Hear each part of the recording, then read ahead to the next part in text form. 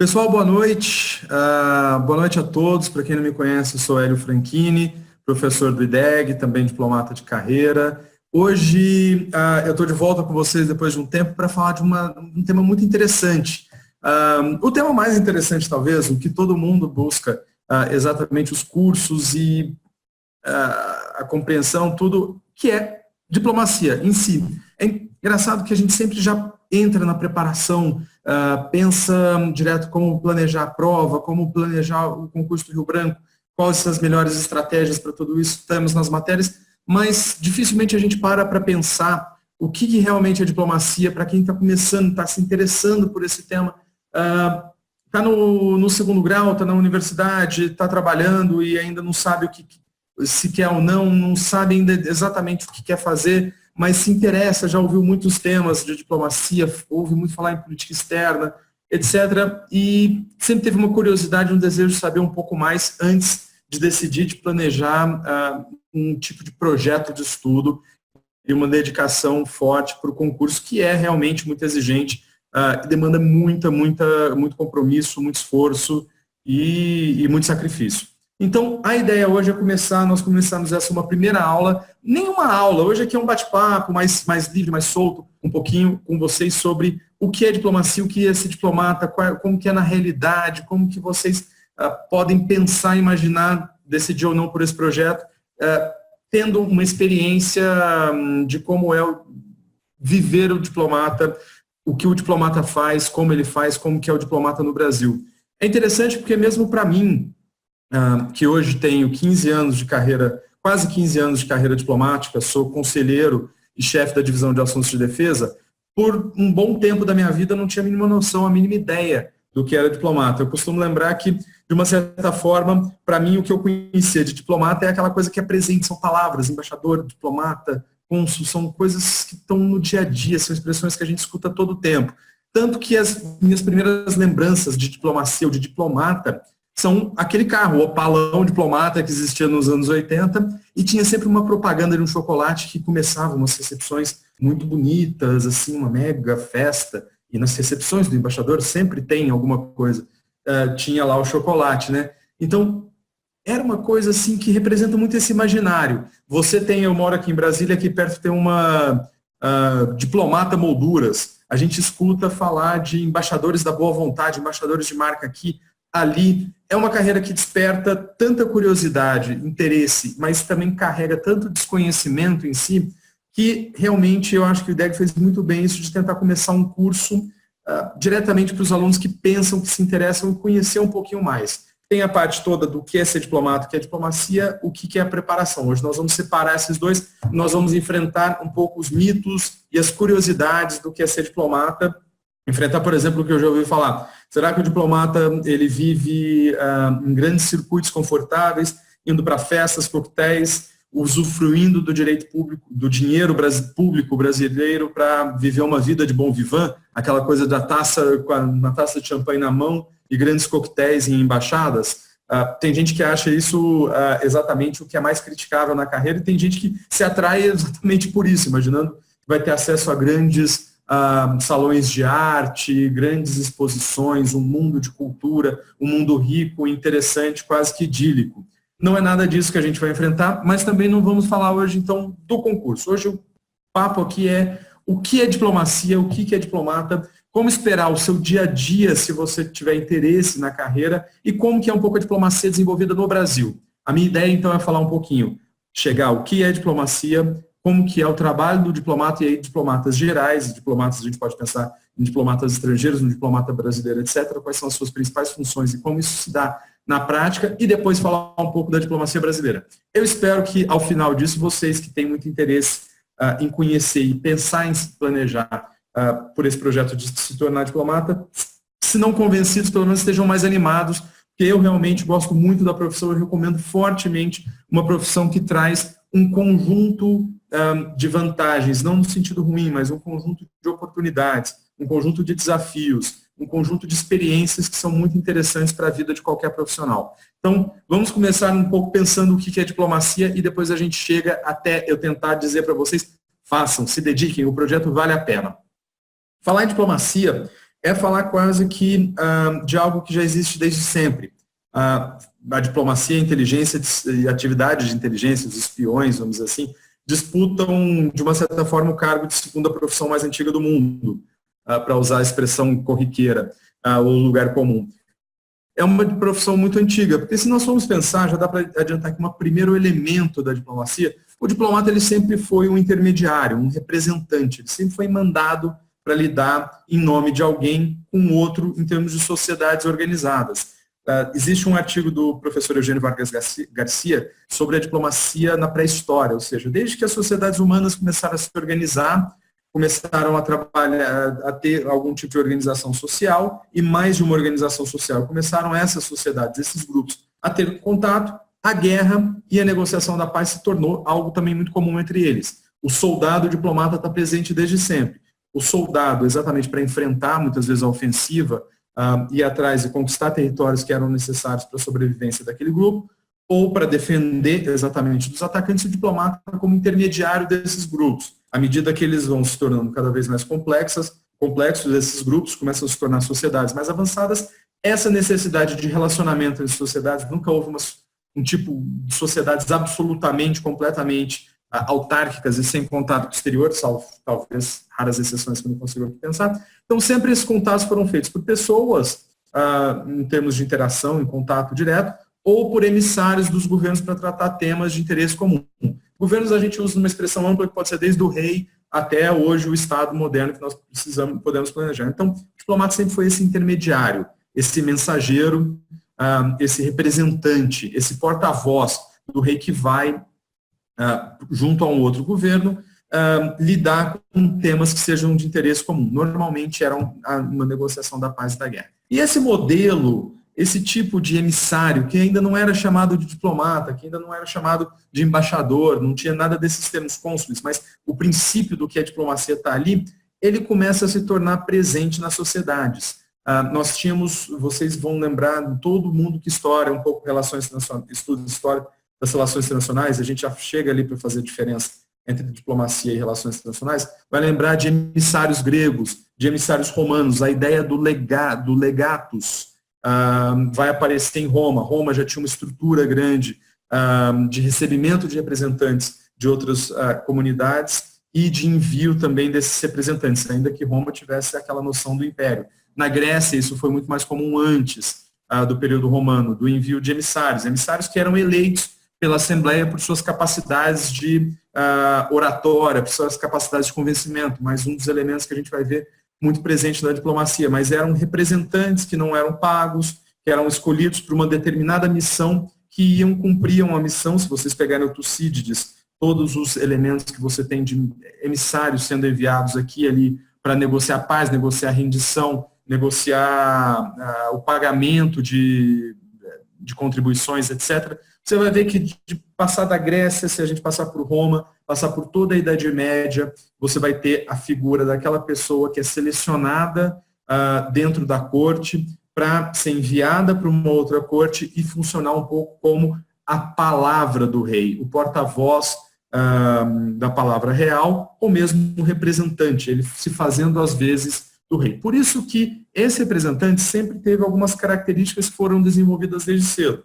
Se ele é representante do rei, ele tem uma simbologia de poder muito forte, ele é quase que uma parte daquele poder, uma simbologia daquele poder real em si. Então, o embaixador sempre se tornou uma figura de grande importância, de grande destaque. Com essa importância e destaque, ele também se tornou um alvo muito grande, porque você poderia, por exemplo, se a gente já viu em milhões de filmes, o emissário sendo morto pela raiva de um rei qualquer, ou havendo algum tipo de uso desse emissário, algum abuso desse emissário para, em termos de uma manipulação, por exemplo, acusá-lo de alguma coisa, usá-lo como motivo para criação de algum conflito. Então, isso sempre foi algo muito presente, tanto a importância do embaixador e toda o cerimonial, a simbologia que acabou se dando em termos do emissário, para a gente usar uma palavra ainda, quanto uma necessidade de proteção desse emissário, que é um pouco a origem das imunidades diplomáticas, que são um conjunto de proteções que são oferecidas ao pessoal diplomático e às missões diplomáticas, exatamente para evitar uma contaminação de outros temas políticos, ou a utilização desse pessoal em prol de uma outra política. A imunidade diplomática ela tem um sentido muito grande, ela tem um elemento funcional, mas isso também é um tema que a gente pode destacar para frente. Esse modelo que a gente pode chamar do primeiro bloco, ou primeiro estilo de diplomacia, é uma diplomacia itinerante, é uma diplomacia em que o emissário é enviado, ele pode às vezes ficar mais de ano nesse envio, mas ele é enviado, o que aos poucos começou a ser chamado de embaixada. A embaixada era essa presença itinerante do emissário, ele ia para uma corte, negociava temas, voltava, ia, voltava, o que hoje a gente chama de missões. Ele passava, ia cumprir uma missão e voltava. E nisso você tem o mundo inteiro esse tipo de emissário, ainda não necessariamente um profissional, alguém exclusivamente dedicado a isso, muitas vezes era um político, um membro da corte, um aristocrata da corte, algum tipo de pessoa que vivia dentro do poder, lembrando que é uma época muito ainda incipiente em termos de instituições. Então, você não tinha toda aquela capacidade de organizar os seus serviços, então você mandava emissários e eles circulavam muitas vezes, realizavam muitas missões, tanto na Europa quanto fora. Há muitos relatos sobre missões de imperadores do mundo árabe, de reis do mundo árabe, de emissários entre o mundo cristão e o mundo árabe, toda uma corte que foi sendo desenvolvida, uma forma de atuar dessas missões, já uma criação de algumas regras nos países como deveriam ser feitas. Alguns países já tinham regras de como receber os emissários, aonde eles ficariam alojados, como que era a troca de presentes. Isso tudo vai se desenvolvendo aos poucos. Eu não vou me dedicar tanto ao tema da história do desenvolvimento diplomático, porque realmente aqui o que interessa é a gente ver a prática. Mas a gente tem que passar um pouquinho pela história, porque o conceito de diplomacia ele não é um conceito que só foi sendo criado em termos teóricos, ele é muito mais uma decorrência da evolução prática de como tratar esse emissário do que você criar um instituto e depois ele sendo desenvolvido na prática. Exatamente talvez o maior dos pulos dessa atividade diplomática vai acontecer ali pelo século XIV e XV, quando você tem o advento da missão diplomática permanente. Ou seja, isso nos estados italianos, a Itália nesse momento está completamente dividida, é nesse ponto, já com o Renascimento em curso, que você vai ter uma intensidade de conflitos e de circulação entre esses estados italianos que vão ter a ideia de você, ao invés de você ficar mandando essas pessoas o tempo inteiro em missões com ida e volta, época de transportes muito difíceis, épocas muito complicadas, por que não você manter alguém naquela corte, alguém com capacidade de conhecer como aquele estado ou aquele reino funcionaria, quais eram as pessoas importantes, estabelecer relações diretas com essas pessoas e com isso conhecer melhor esse local para onde você foi enviado. Então, aos poucos, há um certo debate, se foi Milão, se foi Florença, se foi Roma, que começam a prática das missões permanentes, mas aos poucos ele se consolida e se torna uma prática do que é a base da diplomacia moderna, que é você ter missões permanentes. Hoje a gente fala de embaixadas, consulados, etc. Daqui a um pouquinho a gente já faz uma diferenciação entre embaixada, consulado, missão, mas o fato é que no momento em que a pessoa passa a morar períodos longos, em determinadas épocas da diplomacia, as pessoas quase que viviam toda a sua vida num país só, você começou a ter uma forma diferente de exercer essa representação, essa função de você ser quase que a voz, os olhos e os ouvidos do rei junto a outro país, começa a mudar um pouco a natureza dessa missão diplomática e ela começa a adquirir exatamente a capa do que a gente vê hoje como diplomacia. A partir das cidades gregas, estabelecimento das missões diplomáticas, você vai ter que ter todas as discussões sobre o que fazem esses diplomatas, como deve se regular a vida desses diplomatas que estão morando lá, a proteção desses diplomatas, as imunidades diplomáticas, etc. E nisso você começa a ter uma evolução tanto prática, desenvolvimentos práticos que vão acontecendo ao longo desse tempo, século XV, XVI, XVII, XVIII, e, por um outro lado, você vai tendo o surgimento de doutrinadores sobre essas práticas. Doutrinadores que estão trabalhando sobre as relações internacionais e sobre os estados. Então, é muito comum você ver autores dessa época, como o Grotius, o Vatel, antes o Gentili, que são autores que vão tanto se voltar à atividade diplomática, à relação dos embaixadores, quanto a temas do Estado, a relação do Estado, por exemplo, com a Igreja e muitos outros temas. Aí são realmente grandes pensadores, inclusive, do direito. não eram pensadores exclusivos, eles estavam muito voltados também à prática. O Alberico Gentili, por exemplo, do século XVI, ele foi um italiano que acaba fugindo do seu país pelas questões da reforma. Ele termina como professor de Direito na Universidade de Cambridge, no Reino Unido, e ele é chamado, por exemplo, como consultor da coroa inglesa, num caso em que o embaixador espanhol, aí já tinha a figura do embaixador da missão permanente, embaixador espanhol, na corte de Elizabeth I, como vocês já terão visto em vários filmes, ele era um dos focos de tramar algumas ações contra Elizabeth I. Nessa época, e por muito tempo, era muito difícil você separar o embaixador, o representante do Estado, daquele que mantinha as redes de informação, mas não só as redes de informação geral, mas as redes ilegais, as redes ocultas, ou seja, a espionagem.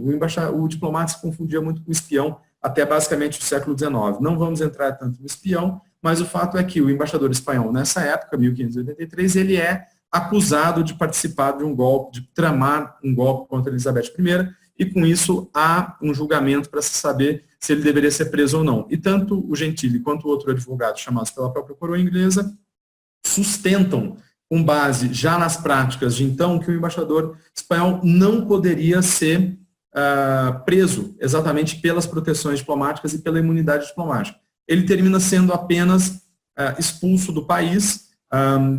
Isso o chanceler Francis Walsingham, ele aceita isso, mas Walsingham também é um dos grandes criadores de serviços de inteligência, de redes de inteligência, que tinha muita capacidade de descobrir, mais uma vez, esse tema também está não apenas nos livros, mas nos filmes, mas o Walsingham, ele acaba acatando, inclusive, essa perspectiva, expulsa o embaixador espanhol, mas não há consequências maiores, já numa demonstração de como o instituto diplomático, da missão diplomática e do diplomata, ele começa a se desenvolver de forma muito intensa. Nesse momento, você já tem muita utilização de legado, de legação, de outros termos. Embaixador já está muito presente nessa imagem, mas o termo diplomático ainda não está. É mais para o fim do século XVIII, começo do XIX, que a palavra diplomacia efetivamente vai se desenvolver, exatamente vai aparecer e vai se desenvolver exatamente com um crescimento cada vez maior da necessidade de intercâmbio. As sociedades vão se tornando muito mais complexas, os estados vão se consolidando, as instituições vão se desenvolvendo e a necessidade de serviços mais robustos, com maior capacidade de reflexão e maior capacidade de dedicação, inclusive, vão sendo desenvolvidos.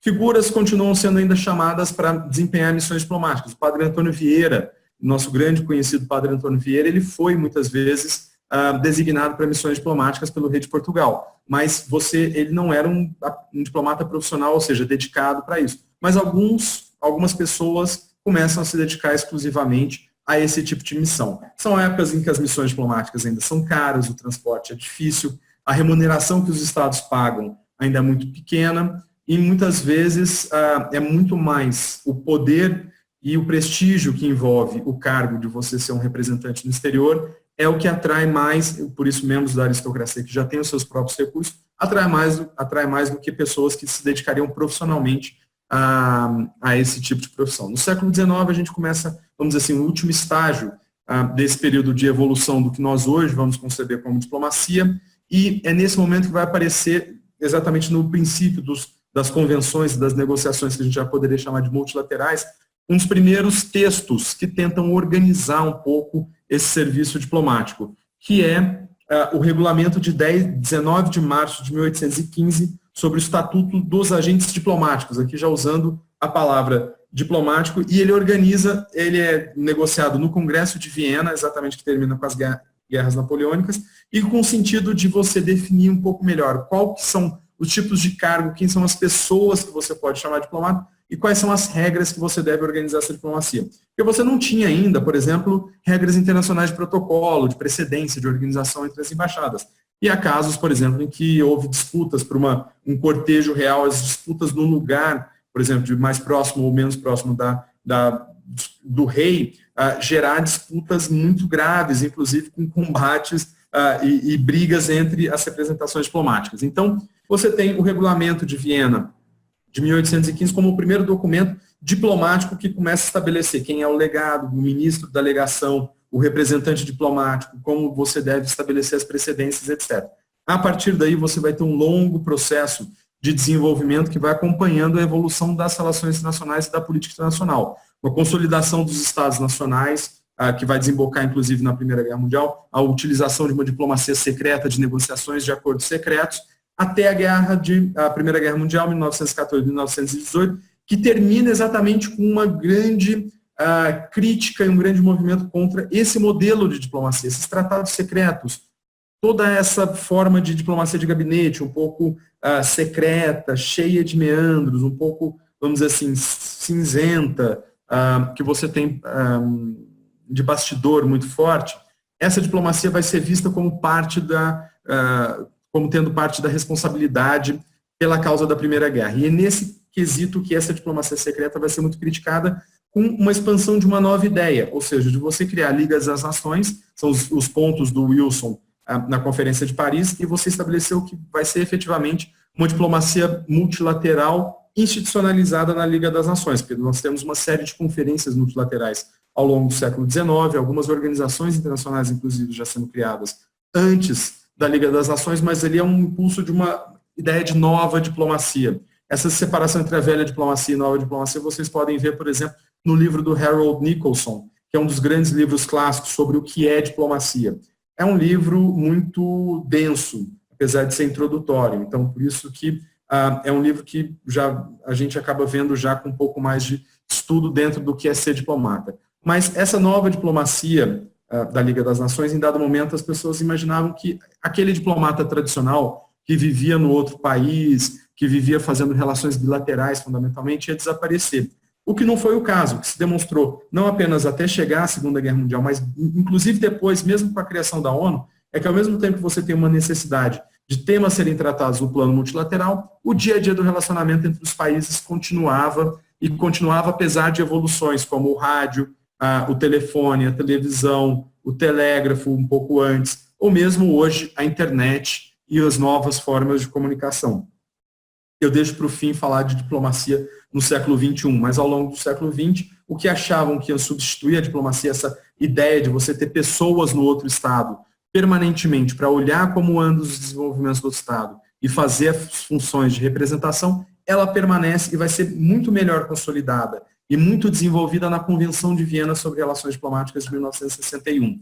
E é a partir daí que a gente para um pouco nessa parte histórica, resumindo apenas, diplomata de uma certa forma sempre existiu, não na concepção que a gente tem hoje, de forma tão institucional, desenvolvida, conceitual, mas sempre as sociedades, o rei, o imperador, que fosse o governador local, sempre precisou enviar seus representantes para negociar coisas junto aos outros reis. Então essa figura do emissário, ele levava informação, ele tratava, apresentava, ele quase que fazia um discurso em nome do seu rei e trazia de volta as informações. Só que quando trazia de volta as informações, ele olhava também o que estava acontecendo. Ele via como era aquela sociedade, ele tentava interpretar aquela cultura e com isso desenvolver outros tipos de regras, outros tipos de impressão, porque se a gente for pensar, as sociedades eram muito diferentes, as culturas eram diferentes, os ritos eram diferentes. Então, muitas vezes, algo que era entendido como uma expressão ofensiva, se alguém tivesse passado por lá viajando, ia conhecer um pouquinho mais a cultura, saber que aquela expressão, na verdade, era uma expressão de amizade, não uma expressão de inimizade. Então, conhecer o outro sempre foi importante, e isso não precisa só na diplomacia da gente saber isso, conhecer o outro é sempre importante para a gente saber como lidar com o outro, como tratar com o outro. Então, isso vai se desenvolvendo até a gente estabelecer pessoas fixas no outro país para fazerem todo esse trabalho, e essa fixação vai se desenvolvendo e se institucionalizando e ganhando regras que protegem e que deixam mais claras qual é esse papel. Então, com esse desenvolvimento, o que a gente diz o que é diplomacia, então, no fim? O que é diplomacia? O que a gente pode dizer, de uma certa forma, o diplomata, ele é um emissário. Ele é responsável pela colocação prática, pela execução do que aquele governo, do que o seu governo, hoje a gente pode falar do que o seu Estado, define como os padrões ou a estratégia que ele vai desenvolver em termos de relacionamento com os outros Estados. O próprio Harold Nicolson diz que a função da diplomacia consiste no manejo das relações entre os Estados independentes mediante o processo de negociação. Não é só negociação, a gente pode falar até um pouquinho mais. Para falar de diplomacia, na verdade, a gente tem que falar de política externa. O que é política externa? E aí já separando as duas. Política externa é exatamente uma política pública. Política pública são gestão de é a forma como você vai gerir um negócio público, ou seja, você vai identificar problemas que exigem ou questões que exigem atenção do Estado e que a resposta do Estado é primordial. Então, a identificação de um problema ou de uma questão, o planejamento de como resolvê-lo e como executar esse planejamento, ou seja, a gestão dos negócios públicos. A diplomacia, a política externa, desculpe, é a gestão de uma política pública que é o relacionamento do Estado com os outros Estados, ou seja, são as estratégias que o Estado, os padrões, os interesses que o Estado vai ter com relação a todos os outros. E quem vai executar primordialmente, porque tem outros atores na política externa, mas quem vai colocar em prática no dia a dia essa execução dessa estratégia, dessa forma de relacionamento, vai ser exatamente o diplomata. Então, o diplomata ele serve o quê? Para ser exatamente o trabalhador, o servidor que o Estado vai destacar para pensar em como gerir as relações com os outros Estados, também contribuir para a política externa, e traduzir isso em elementos práticos, ou seja, no relacionamento do dia a dia. Não é apenas negociação, é mais, é negociação, é defesa, é informação. E para saber, então, o que é diplomacia, a gente tem que ir nas primeiras funções, ou nas funções essenciais de um diplomata. A Convenção de Viena coloca de uma forma mais formal, mas a gente meio que quebra isso em termos mais práticos. A Convenção de Viena estabelece as funções de uma missão diplomática, ou seja, a diplomacia, o diplomata quando está lá no exterior, a embaixada, consiste em representar o Estado mediante, representar o Estado acreditante, ou seja, aquele Estado que está enviando, perante o Estado acreditado, ou seja, você vai ser o papel de advogado, e advogado pensando aqui em você vai receber uma procuração daquele Estado para fazer as funções de representação. Eu vou chegar no outro governo, falar em nome do meu Estado, apresentar os interesses, apresentar os objetivos e, com isso, desenvolver a segunda função, que é negociar com o governo do Estado acreditado. Ou seja, eu me coloco lá presente meio que como representante. Pensa um representante comercial, por exemplo. Ele não apenas leva os produtos, mas ele traz a ideia da empresa, ele traz os interesses da empresa. Então, o diplomata ele vai o quê? Chegar num outro Estado para estar presente lá, para você o quê? Chegar para outro Estado e dizer, olha, eu sou o representante do Estado, se você tiver temas com o meu Estado, venha falar comigo, eu posso apresentar as razões, nós podemos negociar os temas de nosso interesse e nós podemos sempre tratar aqui, eu vou informar o meu governo, trago de volta as informações, mas eu sou a ponte, eu sou o negociador, eu sou o representante. Outra ideia que está muito presente nessa ideia de representante, de porta-voz, é a ideia que está na Convenção de Viena de proteger no Estado acreditado os interesses do Estado acreditante e de seus nacionais, dentro dos limites permitidos pelo direito internacional. Ou seja, eu também sou um defensor daquele Estado, que é um pouco o papel do advogado também. Se lá o meu Estado está sendo acusado de algo que não é correto, apresentam-se informações que não estão sendo verdadeiras. Meus cidadãos, os meus nacionais, estão sendo tratados e discriminados por serem meus nacionais lá. Então, todos esses interesses de proteção dos interesses do Estado vão estar presentes. Então, eu me coloco lá como, olha, se você precisar tratar com o meu Estado, eu estou aqui, eu sou a pessoa a quem você deve se dirigir, eu posso negociar exatamente esses temas de nosso interesse mútuo e, se necessário, sou eu quem vou fazer a proteção desses interesses e de meus nacionais.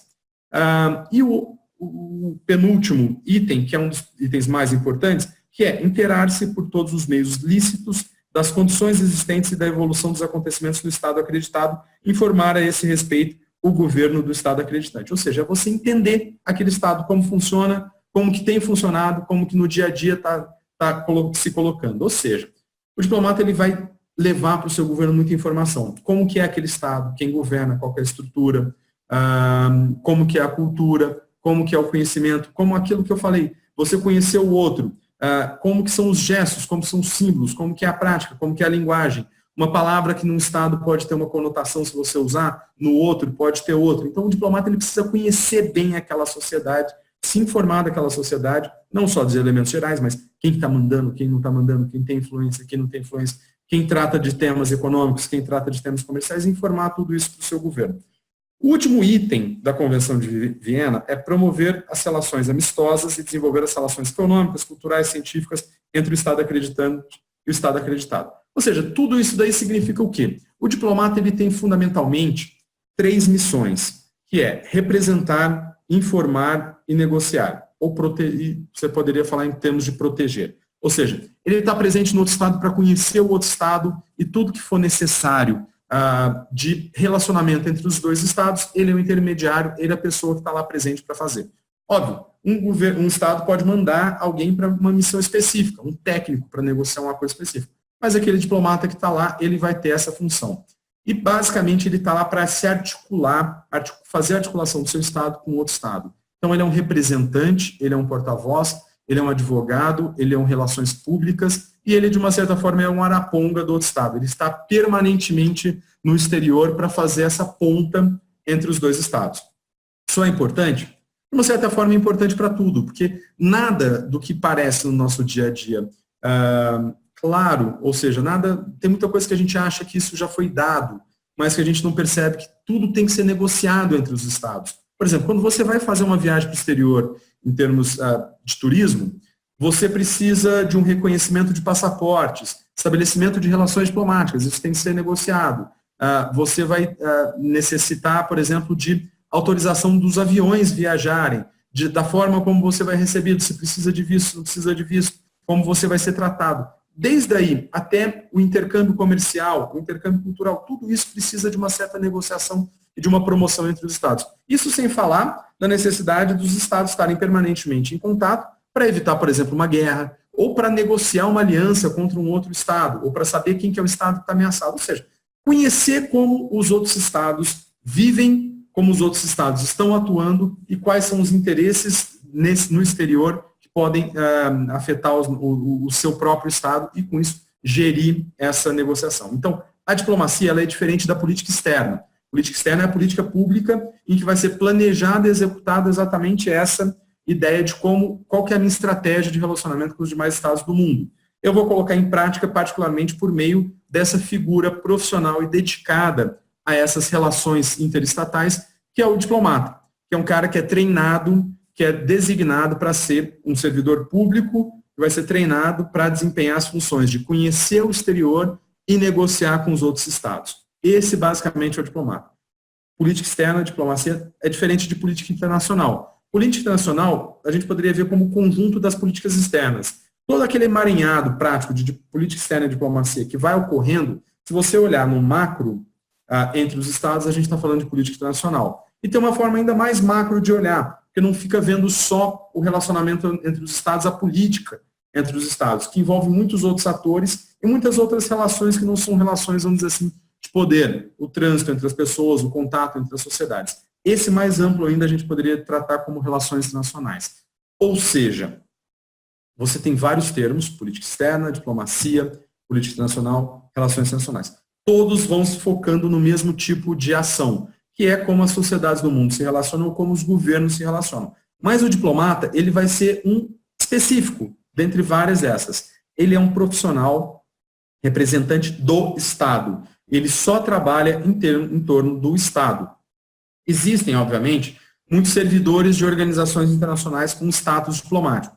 Nosso Sérgio Vieira de Mello, que infelizmente morreu no Iraque nos anos 2000, ele era um representante da ONU, um representante especial, então desempenhava funções diplomáticas.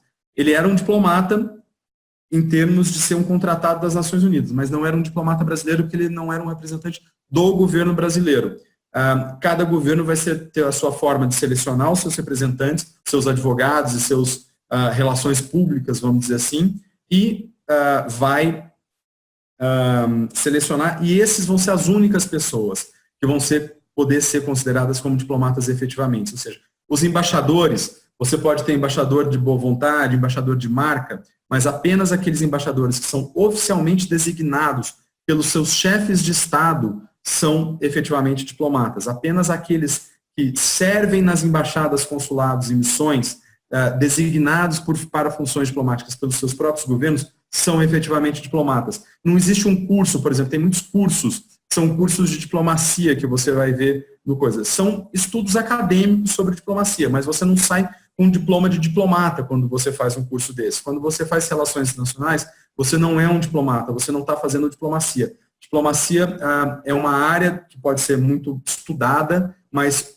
A diplomacia, em termos profissionais, é quem o seu governo designa para desempenhar funções diplomáticas. Aí a gente já vai ver mais lá para frente como que o Brasil faz a designação desses servidores. Já dá para adiantar que é por uma porta de entrada só, que é o concurso do Rio Branco, com uma exceção, mas uma exceção muito pequena. Mas voltando então para esse diplomata já não é o Opala, esse diplomata não é o chocolate, tudo isso são inspirações que vêm exatamente da importância que é o intercâmbio entre os representantes diplomáticos. Como que ele vai ser no dia a dia? Para entender o dia a dia do diplomata, a gente tem que fazer uma primeira diferenciação aqui, ou já uma outra diferenciação, que é o que no Brasil a gente chama do serviço exterior da Secretaria de Estado de Relações, aqui é a Secretaria de Estado de Relações Exteriores, ou seja, é o pedaço da diplomacia da política externa, o que fica no seu próprio país e o que fica no exterior. A gente chama de Secretaria de Estado das Relações Exteriores, é basicamente o Ministério das Relações Exteriores que está no Brasil. Porque o Ministério das Relações Exteriores brasileiro ele tem esses dois braços. A Secretaria de Estado, que é aqui, é o Ministério, ali o Palácio Itamaraty, tem todas as subsecretarias, divisões, departamentos, também mais uma vez, já chegamos lá, e que gere a condução da diplomacia aqui do Brasil. E nós temos a rede de postos, embaixadas, consulados, missões, representações. Esse é a parte do exterior, é tudo que está fora. No caso do Brasil, são 226 missões diplomáticas. Missão diplomática é o termo genérico. Para separar o quê? O que é a embaixada e o que é um consulado? A embaixada é exatamente essa função de representação, essa função política. O embaixador é o mais alto representante de um governo perante o outro. Ele é designado pessoalmente pelo chefe de Estado. Ele é diretamente um representante do presidente da República, no caso do Brasil. Por isso que ele, quando vai apresentar a sua carta, em que ele está sendo designado embaixador, que é a carta credencial, ele apresenta para o chefe de Estado, seja ele um presidente da República, seja a rainha da Inglaterra. Ela recebe do embaixador a sua acreditação, as suas cartas credenciais, para poder desempenhar todos os papéis diplomáticos que vão existir. Então, toda a parte política, toda a relação política, a negociação de um acordo, em todas as áreas que você pode imaginar, tudo que é a relação entre os dois estados, no aspecto político, mesmo econômico, comercial, cultural, vai ser feito por embaixadas. Os consulados, fundamentalmente, eles vão lidar com o dia a dia dos cidadãos no trânsito entre os países, ou seja, é uma função quase que de cartório, um pouco de imigração, um pouco de assistência aos nacionais no exterior. Então, o consulado, ele não tem esse sentido político, fundamentalmente. Ele vai cuidar de passaportes, certidões de nascimento, várias das ações notariais que são necessárias. Um brasileiro vivendo no exterior, ele ainda tem que registrar os seus filhos, como a gente registra no cartório, muitas vezes reconhecer uma firma, fazer um contrato. Tudo isso que a gente faz no cartório é o consulado que faz. Se você é um estrangeiro que quer ir para o país, você tem que ver se tem que ter um visto, é o consulado que tira. E tem todo um outro espectro de proteção dos nacionais. O pessoal do consulado vai visitar o seu nacional que está preso naquele outro estado, vai tentar dar um auxílio para quem precisa voltar para o país e não tem dinheiro. Então, o consulado, ele gere os nacionais, ele gere o cidadão, com juntando vários dessas instituições ou desses órgãos, dessas funções que vão estar com o cartório, a justiça eleitoral, por exemplo, quem organiza as eleições no exterior, para os brasileiros votarem para as eleições, que eu estou gravando esse vídeo, as eleições são no domingo que vem, hoje uma segunda-feira, tudo isso vai ser organizado pelo consulado.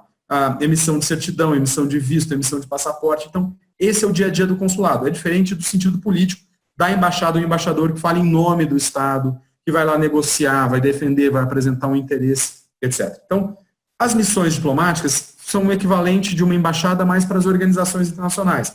Então, nós temos uma embaixada em Washington, que vai ser a embaixada que vai representar o Brasil perante o governo brasileiro, uma missão junto à ONU. A missão junto à ONU não é missão nos Estados Unidos, ela está instalada lá porque a sede da ONU é nos Estados Unidos. Mas nós temos um chefe de missão diplomática que é um embaixador representante do Brasil junto à ONU. Nos Estados Unidos, a gente vai ter, então, um representante do Brasil na OEA, a missão na OEA, um representante do Brasil na ONU, uma missão na ONU, ou embaixador do Brasil em Washington, mas que representa todos os Estados Unidos, e vários consulados, vários cônsules, e aí você tem o cônsul-chefe e outros cônsules para baixo, que também são diplomatas, e oficiais de chancelaria, que são membros também do Serviço Exterior Brasileiro, com caráter administrativo, que são as pessoas que vão executar essa parte não política de dia a dia. A grande autoridade nos Estados Unidos, não na ONU, não na OEA, mas nos Estados Unidos, quem vem em primeiro lugar é o embaixador, que esse é o representante do chefe de Estado brasileiro. Então, você, seja o embaixador, seja o número 2 da missão, já falo em estrutura, que é o ministro conselheiro, sejam todos os outros diplomatas lá que estão trabalhando, então o que eles vão fazer no dia a dia lá no exterior? Eles vão tentar conhecer muito bem o que está acontecendo, conhecer aquele país e permanentemente estar em contato para articular o que seja de interesse do seu Estado. Às vezes o interesse é saber o que está acontecendo lá. Então você vai atrás das pessoas para se informar muito bem e avisar para o seu Estado como está bem as coisas. Às vezes você vai negociar um acordo, você vai apresentar uma gestão, o que a gente fala em fazer uma gestão, ou seja, você vai lá apresentar a visão do seu governo sobre um assunto, com a esperança de convencer aquele governo a compartilhar a sua própria visão. Então você vai fazer todo esse dia a dia de contato com outro governo e mesmo de contato com a sociedade. O embaixador pode dar uma entrevista, ele pode ir fazer uma palestra, sempre para promover todos os espectros que a gente pode ter de uma missão de relacionamento entre esses estados. Como que está organizada fundamentalmente uma embaixada? Tem um embaixador, que é o chefe de tudo. É ele quem vai fazer todo esse papel, essencialmente, da representação. Ele vai ter um conjunto de auxiliares. E, normalmente, você tem essa estrutura diplomática que é muito conhecida. Ele vai ter alguém que vai cuidar, vamos dizer assim, do dia a dia, que vai cuidar da casa para ele. E, quando ele viajar, vai substituí-lo. Esse é o caso do ministro conselheiro. Esse é o 02 da embaixada, fundamentalmente. Ele chefia toda a administração e ele coordena o resto da embaixada em nome do embaixador. O embaixador é uma figura muito mais política, ele está lá para um relacionamento político muito mais intenso com as pessoas e quem vai fazer a gestão administrativa daquela unidade burocrática é o ministro conselheiro. A partir daí, no caso das embaixadas brasileiras, nós vamos ter o que nós chamamos de setores. Setor político, olha as relações políticas com aquele país, tanto informação quanto as funções de representação e negociação e defesa dos interesses nacionais. Você vai ter um setor econômico, normalmente um setor comercial, que tenta muito colocar os empresários de um país junto com o outro, promover com isso as relações comerciais. Um setor cultural, que tenta promover a cultura nacional naquele estado. Um setor, às vezes hoje já vai tendo mais especialidade, um setor de ciência e tecnologia, um setor de energia, um setor de meio ambiente, aí um setor de defesa. Aí vai ser realmente uma expansão grande, e aí você vai ter diferentes tipos de diplomatas, conselheiros, secretários. Secretário sempre foi o auxiliar, o assessor, basicamente, na embaixada, que vão estar dentro desses setores, cuidando do dia a dia, em termos de assessoria desses temas. Então, alguém que está no setor político vai ter alguns temas de dentro do setor político, ou vai cuidar de toda a política, ou vai ter, por exemplo, em alguns postos grandes, você tem quem cuida de política interna e de política externa, ou seja, ele é responsável por ficar vendo como aquele estado em que ele está se relacionando com todos os estados, qual que é a política externa, quais são os princípios, etc. Então, ele vai sempre buscar informações para explicar para o seu governo como que é a política externa. Ele vai fazer informes. Olha, hoje, país X, o chefe de Estado do país X se encontrou com o chefe de Estado do país Y. As relações entre esses estados são assim, elas estão evoluindo de tal forma, tal. Ele vai escrever sobre isso e avaliar quais são os impactos potenciais, identificar interesses ou não do Estado nesse acompanhamento de informações. E também, se tem um tema de política externa, ele vai ser designado para negociar, etc. Muitas vezes, é muito como acontece no resto do mundo político. Você faz ou assessoria do seu embaixador, ou você muitas vezes é designado para cumprir a missão diretamente. Você vai fazer a base da negociação, por exemplo, de um acordo. Como chefe do setor político, você vai negociar acordos políticos entre os dois estados e vai como representante diplomático. Isso vai acontecer todo o tempo. Então, você, mesmo o diplomata que você tenha várias hierarquias variáveis entre os estados, você vai ter um chefe, um 02 e vários outros assessores diplomáticos que vão cuidar daquelas funções de representação, de informação, de defesa, de negociação. E esse vai ser o dia a dia deles. O que é importante no dia a dia de um bom diplomata? Um bom diplomata precisa fundamentalmente ter um bom networking. Essa é a função essencial. Ele precisa conhecer muita gente. Ele precisa ter bom relacionamento com muitas pessoas. Para quê? Para saber as pessoas certas com quem articular os interesses nacionais, ou seja, com quem que eu negocio bem um tratado, ou se eu tenho uma gestão para fazer, quem que é a pessoa certa. quem eu tenho que convencer dos argumentos do meu governo, quem são as pessoas-chave que podem mandar, quem é a pessoa que tem mais ouvido do outro chefe de Estado, em que se eu conversar eu posso ter muita chance. Então, ele tem que conhecer as pessoas e saber articular os interesses do seu Estado. E também tem que conhecer muito bem as pessoas para o quê? Para ter informação, para conseguir as informações de bastidores, muitas vezes, explicações dos porquês, de onde surgiu. Não basta uma imprensa, não basta uma análise política, ele precisa das informações que estão correndo. Então, ele precisa que as pessoas contem essas informações. Ou seja, ele precisa de um bom networking. Algo nada muito diferente do que as empresas precisam. Conhecer bem o seu cliente e saber como vender bem para o seu cliente o seu produto. Isso nós conseguimos fazer, por exemplo, numa mesa de reunião, chamando e marcando uma mesa de reunião, muito consegue. Mas por que uma empresa, por exemplo, convida os seus potenciais clientes para almoçar?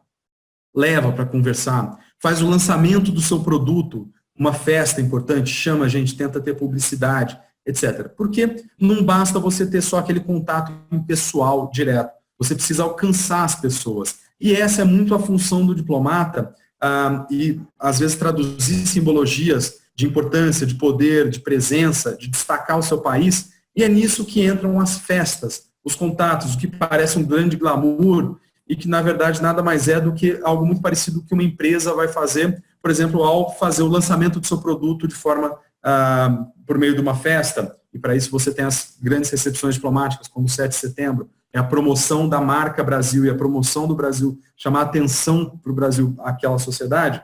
E, igual a você vai levar um cliente para almoçar ou jantar, você vai promover alguns eventos sociais exatamente como forma de aproximação com as pessoas que sejam do seu interesse. Em resumo, o networking. Então, são festas glamourosas em que você vai para aproveitar a sua vida? Não. Fundamentalmente, quando você está no exterior, é uma das suas principais ferramentas de trabalho, porque no seu escritório você não vai conseguir essas informações, você não vai conhecer as pessoas para articular de forma fácil a relação com o seu, a articulação dos interesses do seu Estado, você não vai conseguir informação. Então você precisa sair do escritório e estar muito mais presente naquela sociedade. Pode ter, eventualmente, um jantar com mais simbologia, você tentar demonstrar a importância do seu país ou tentar influenciar bem, positivamente o seu interlocutor, então você investe, como uma empresa investe em convidar um cliente para um almoço, nada muito diferente. A única diferença da empresa é que a empresa ainda tem um produto para vender.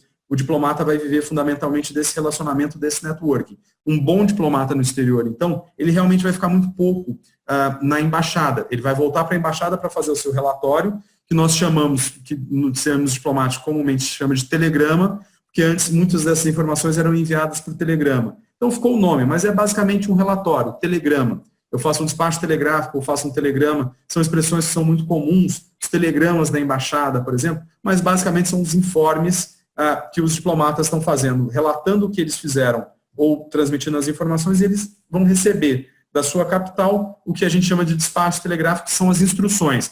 Faça desse jeito, se for esse interesse, você deve expressar essa forma. Esse ponto da negociação, ou esse artigo de um tratado não é aceitável, então vá contra, diga que o seu Estado não pode aceitar, etc. Então você recebe instruções e manda informações do seu Estado relatando como vai sendo feito aquilo. Então você basicamente, esse encontro social, esse relacionamento em termos de promoção de networking, é a principal ferramenta do diplomata. O diplomata não é um agente de inteligência, ele não está lá para roubar segredos, ele está lá para compreender, entender como funciona, quais são as expressões culturais e, com isso, como ele melhor pode gerir os interesses do seu Estado. Desde o diplomata de começo de carreira, tendo ele seus temas, ele vai estar tanto apenas na assessoria do seu embaixador, quando ele vai estar, vamos dizer assim, na linha de frente, encontrando os seus contrapartes, conversando com as pessoas, lidando com as pessoas, negociando e informando. E vai preparar os informes que vão sair em nome do embaixador para a sua capital. Então, o contato social é muito importante, e a gente chama normalmente isso de terceiro turno. Não são festas nababescas, podem ter, às vezes, expressões ou simbologias muito importantes, porque esse é um mundo de poder, não vai ter festas nababescas, e isso não é aproveitar a vida. Você precisa realmente de criar o seu networking, de promover o seu networking, de ter capacidade de defender os interesses e promover o seu Estado. Um bom diplomata, isso não vai ser ensinado, isso não vai ser entregado de mão beijada, um bom diplomata vai usar um pouco suas técnicas ou sua própria capacidade de relacionamento, a gente fala de salão, né? E você circular bem naquela sociedade, aí não tem fórmula para isso. O que torna, ao mesmo tempo, então, a gente tira o mito das festas, mas que abre algumas possibilidades, também são um pouco de mito, mas não são a realidade. Ou seja, para você conhecer bem o Estado, você precisa entender a cultura, saber como funciona, e com isso a sua vida culturalmente vai sendo rica, muito mais rica. Você vai se enriquecendo em conhecer novas línguas, novas culturas, viajar, entender como funciona aquele país. É instrumental, mas são ganhos pessoais também. Você vai viver em vernissagens, em concertos, etc.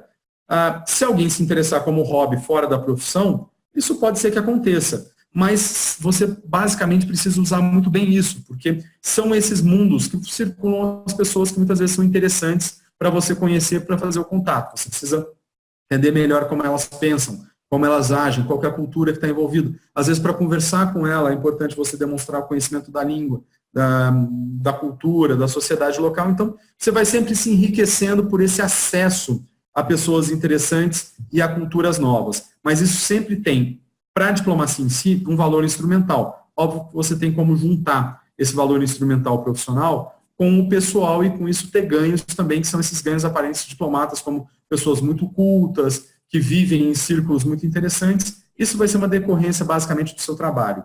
E um bom profissional deve ter foco nessa instrumentalidade. Ou seja, você vai ter expressões de pessoas que não são diplomatas eficientes e que acham que isso é o mais importante da carreira e querem entrar na carreira para isso, ou seja, quem pensa em diplomacia. Não é isso. Você está para ser um servidor público, para representar o seu Estado e buscar as formas mais eficientes de entender aquele outro Estado, de informar bem o seu Estado e de gerir os interesses do seu Estado de acordo com as instruções que vão chegar lá. Então, esse é o diplomata no exterior. Existe o diplomata na Secretaria de Estado de Relações Exteriores, que é aqui no Itamaraty. As expressões Itamaraty, por exemplo, é uma tradição das diplomacias. Os ministérios de relações exteriores sempre tiveram uma espécie de apelido, que são os palácios onde eles existem. Então, você tem o Quai d'Orsay, que é um palácio onde está o Ministério dos Assuntos Estrangeiros, dos Negócios Estrangeiros da França. O Itamaraty é a sede do Ministério das Relações Exteriores. E como uma prática, a gente chama o Ministério o Quai d'Orsay, o Itamaraty, outros que vão aparecer, alguns são outros tipos de prática. Você tem o Departamento de Estado, que adquiriu isso, mas que também às vezes era chamado de Fog Bottom. Você tem o Foreign Office, então são práticas apenas de chamar. Mas as chancelarias são o ponto, os ministérios que vão gerir a política pública de relacionamento externo. Em vários desses ministérios você vai ter servidores de outras áreas que estão lá designados para desempenhar funções. Em alguns são basicamente, como é o caso do Brasil, os diplomatas, eles têm exclusivamente as funções no Ministério das Relações Exteriores e ocupam as funções diplomáticas nas missões do exterior. Lembrando que você tem as embaixadas, que são muito próximas das missões, embaixadas no plano bilateral, as missões, temas políticos também no multilateral. Diferente dos consulados, que são aqueles que gerem o dia a dia dos cidadãos, notariais, vistos, proteção, visita à prisão, etc.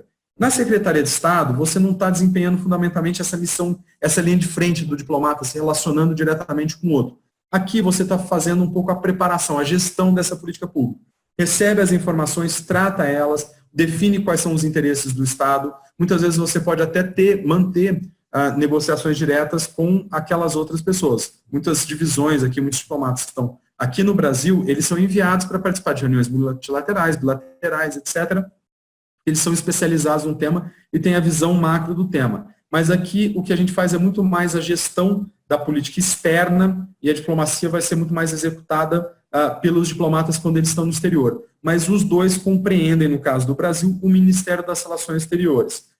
Com isso, a gente já vê que o Ministério das Relações Exteriores, o diplomata brasileiro, ele é um servidor público, ele representa o Estado brasileiro no exterior, ele pode estar aqui desempenhando funções que vão ser muito mais burocráticas, funções são muito mais parecidas com aquelas que você vai ver em outros ministérios, e depois ele vai ser mandado para o exterior para estar na linha de frente, para conhecer aquele Estado ou aquela organização multilateral e tratar no dia a dia desse tipo de busca de informações, relacionamento com as pessoas, negociação, apresentar os interesses brasileiros, etc. Como que isso acontece no Brasil? Como que é a prática nisso no Brasil e como que você pode planejar uma carreira diplomática no Brasil? O que você vai precisar?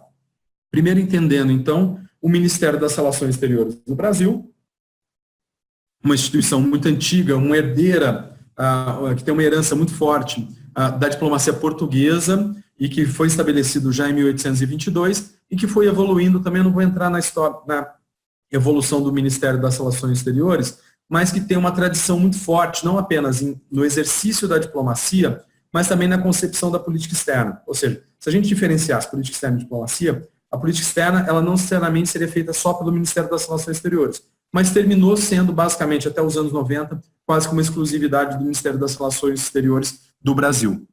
O Ministério das Relações Exteriores é dividido entre Secretaria de Estado das Relações Exteriores e o Serviço Exterior Brasileiro. Aqui dentro, a gente tem o quê? O ministro, o gabinete, e a partir daí vamos dizer assim, uma divisão burocrática que vai indo de instâncias mais políticas a instâncias mais especializadas. Fundamentalmente, a estrutura do Ministério das Relações Exteriores do Brasil, onde vão estar os diplomatas brasileiros, quando estão na sua capital aqui em Brasília, você vai ter o ministro, que é uma figura política que não precisa ser diplomata. Normalmente nós tivemos ministros chanceleres, que a gente usa, que também é uma expressão comum. Ministros de Relações Exteriores ou chanceleres da carreira diplomática, que foram diplomatas e foram nomeados também. Mas também tem muitos outros que não precisam ser diplomatas. Hoje, não o nosso chanceler atual não é da carreira diplomática.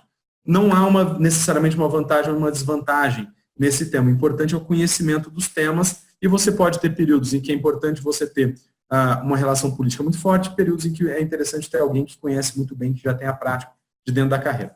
A partir daí você vai ter o secretário-geral das Relações Exteriores, que é o 02 do Ministério, é o secretário executivo do Ministério das Relações Exteriores do Brasil, e é o chefe fundamentalmente da carreira diplomática. O secretário-geral para a gente é como o comandante do Exército, ou da Marinha, ou da Aeronáutica, é o chefe da carreira diplomática.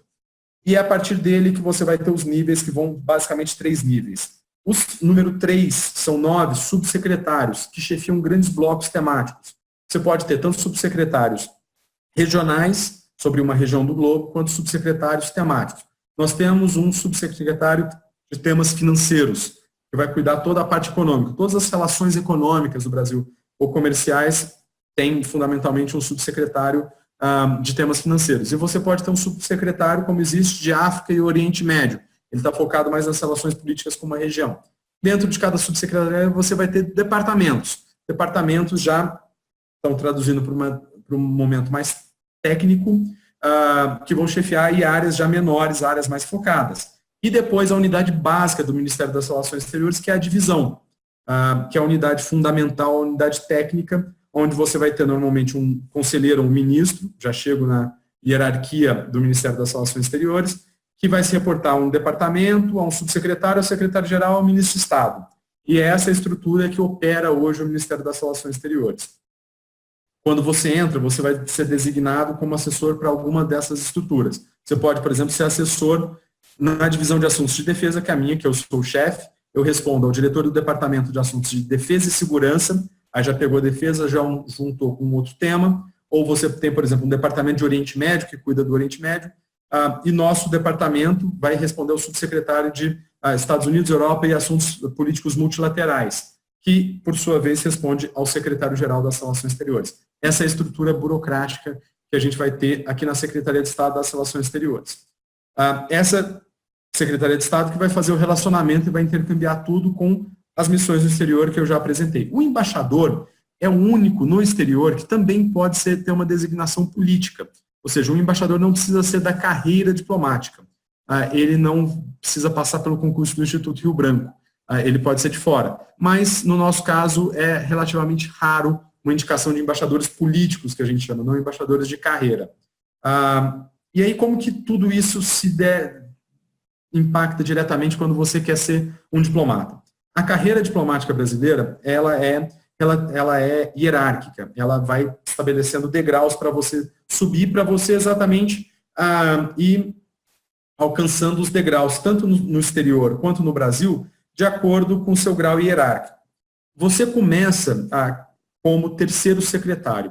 A estrutura é terceiro secretário, segundo secretário, primeiro secretário, conselheiro, ministro de segunda classe, ministro de primeira classe. O ministro de primeira classe é o que a gente comumente chama de embaixador.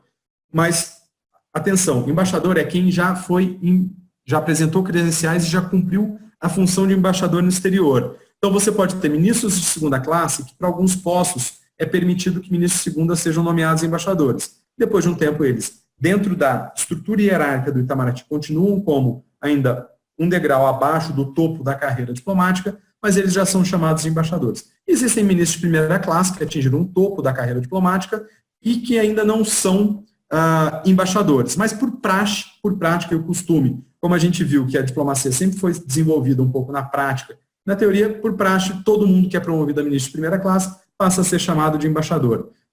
Você pode, então, normalmente você vai ter todos os embaixadores ministro de primeira classe e alguns embaixadores ministro de segunda classe. Essa evolução é lenta.